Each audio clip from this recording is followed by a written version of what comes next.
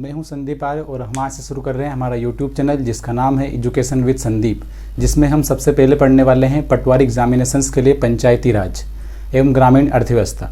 तो हम आज जानेंगे पंचायती राज एवं ग्रामीण अर्थव्यवस्था का सिलेबस। तो आइए डिस्कस करते हैं। सबसे पहले हम पंचायती राज एवं ग्रामीण अर्थव्यवस्था का सिलेबस। तो सिलेबस के अंदर सबसे पहले हम पढ़ेंगे पंचायती राज का इतिहास। इसके अंदर हम जानेंगे कैसे भारत में पंचायती राज धीरे धीरे आगे बढ़ा और किन किन मुद्दों पर इसमें बातें हुई या विकसित हुआ। उसके बाद आता है संवैधानिक विकास। ये तो हो गया इतिहास। इतिहास में के बाद पढ़ेंगे संवैधानिक विकास। संवैधानिक विकास में जो संवैधानिक तरीके से जो विकास हुआ वो पढ़ने वाले हैं हम संवैधानिक विकास में। इसी के अंतर्गत आती है समितियाँ। कौन कौन सी ऐसी समितियाँ गठित की गई जो पंचायती राज से संबंधित थी। इन समितियों के गठन के बाद आखिरी में जो समिति थी उसके बाद हुआ था संविधान संशोधन, 73वां संविधान संशोधन।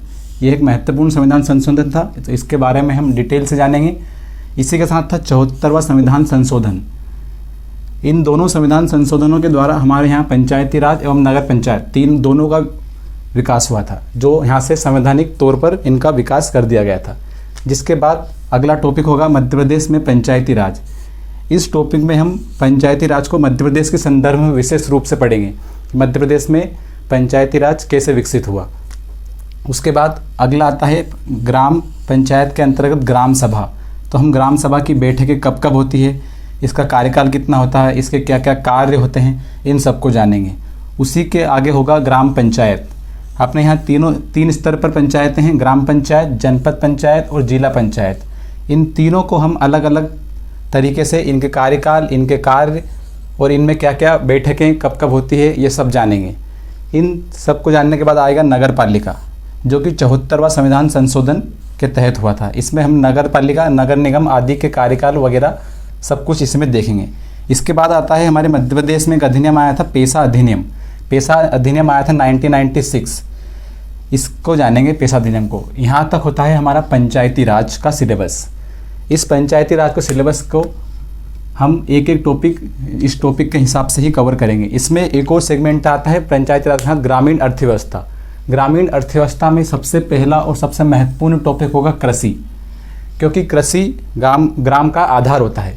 कृषि के बाद पढ़ेंगे हम कृषि से ही संबंधित इसमें किस तरह सिंचाई परियोजना है और हमारे भारत और मध्य प्रदेश दोनों में कौन कौन सी सिंचाई परियोजनाएं, कौन कौन से प्रोजेक्ट चलाए जा रहे हैं, उनके बारे में हम जानकारी लेंगे। उसके बाद आता है कृषि से ही एक और टॉपिक संबंधित मृदा। मृदा पढ़ने के बाद हम पढ़ेंगे वन। ये दोनों टॉपिक हम भारत और मध्य प्रदेश दोनों के संदर्भ में अलग अलग विस्तार रूप से जानने की कोशिश करेंगे। इसके बाद आता है पशुपालन। हम सभी जानते हैं कि पशुपालन ग्राम की अर्थव्यवस्था का एक महत्वपूर्ण हिस्सा होता है, क्योंकि कृषि और पशुपालन दोनों को मिला के ही मिश्रित कृषि बोला जाता है और हमारे भारत में मिश्रित कृषि बहुत बड़े स्तर पर होती है।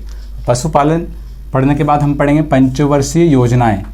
पंचवर्षीय योजनाएं हमारे विकास क्रम में एक महत्वपूर्ण इनका योगदान रहा है। इन्हें हम भारत और मध्य प्रदेश दोनों के संदर्भ में पढ़ेंगे, जो कि 1952 से अब तक जितनी पंचवर्षीय योजनाएं आई हैं, इसके बाद नीति आयोग तक हम जाएंगे इस टॉपिक में।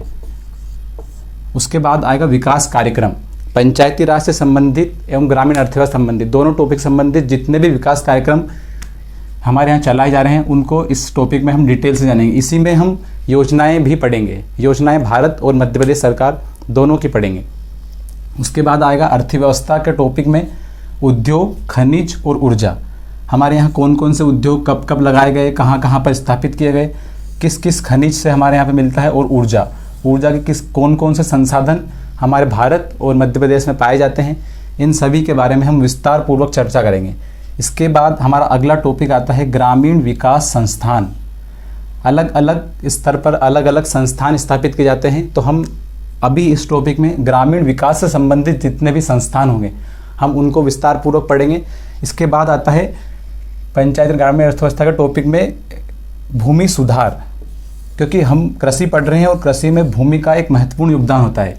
तो भूमि सुधार से कौन कौन से कानून बनाए गए थे ब्रिटिश काल से लेकर अब तक, उन सभी को हम और इनके संवैधानिक प्रावधान कौन कौन से हैं उन सबको जानने की कोशिश करेंगे। उसके बाद आएगा ग्रामीण साख। ग्रामीण साख में हम नाबार्ड और दूसरी ऐसी संस्थाएं के बारे में जानकारी लेंगे जो साख प्रवणता हमारे यहाँ पर ग्रामीण में चलती है। उसके बाद आएगा ग्रामीण समावेशन। ग्रामीण समावेशन में हम पढ़ेंगे ग्राम का पूरा एक स्ट्रक्चर, जिसमें ग्राम में कहाँ क्या होता है, किस तरह से ग्राम हमारे भारत में चलते हैं, उन सभी को हम ग्रामीण समावेशन में जानेंगे।